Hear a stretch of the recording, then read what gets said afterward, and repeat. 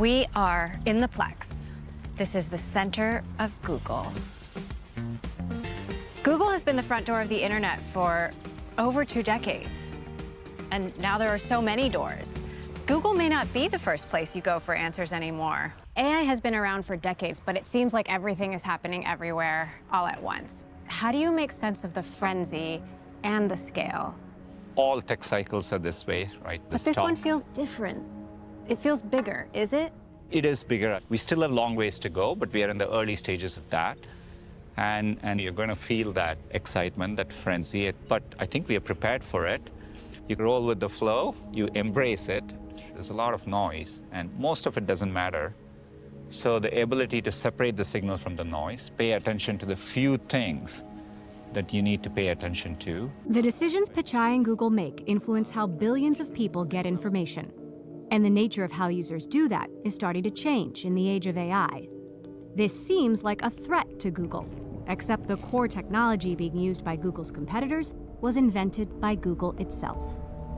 Google researchers invented the transformer, literally the T in GPT. We use transformers in search. That's what led to large gaps in search quality compared to other products. So we have infused transformers across our product. If the new Google is only going to be more and more AI, AI is super helpful sometimes, but sometimes it's still deeply wrong. Where do you draw the line? I think part of what makes Google search differentiated is while there are times we give answers, it'll always link to a wide variety of sources. We've had answers in search now for many, many years. We are just now using generative AI to do that. So the links will live on? Yes, and I think it'll always be an important part of search. There will be times when they want quick answers. My son is celiac, so we did a quick question to see whether something is gluten-free. We just want to know. But often it leads to more things, and then you want to explore more. I think understanding that, meeting all that needs, is part of what makes search unique. Some leading computer scientists have said search is getting worse, more SEO spam, etc. Do you see their point? Anytime there's a transition, you get an explosion of new content, and AI is going to do that.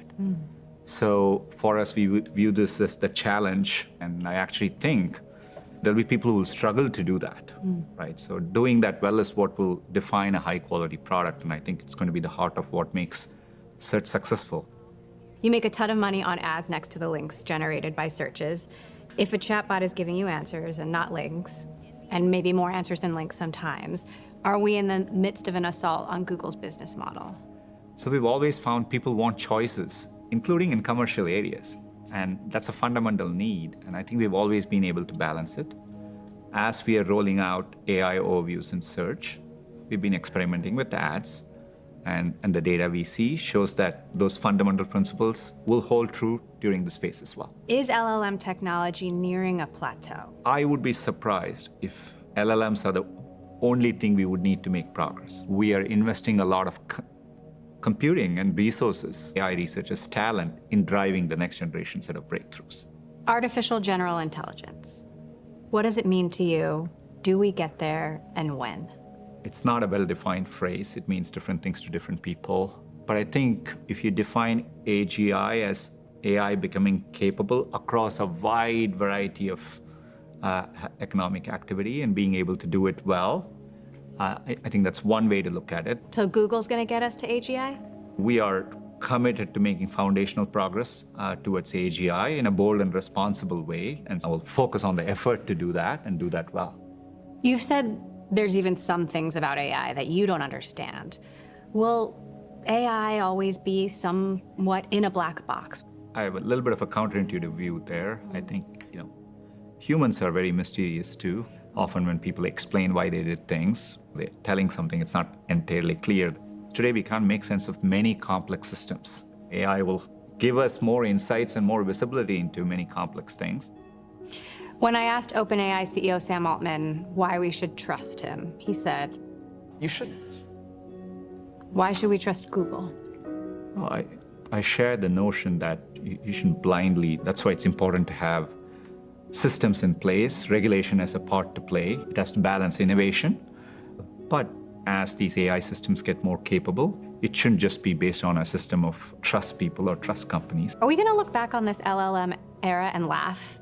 Is this going to all look so basic and rudimentary? I hope we do, because that shows my kids aren't impressed by touch screens or the fact that they have this extraordinary amount of computing in their hands. So similarly, there's no reason we won't scale up our computing 100,000 times in a few years. So yes, I hope some of this looks like a toy in the future. I hope it is that way, otherwise we didn't do our job well. So much, that was so awesome. She's more difficult than AI to deal with, right? Oh, man.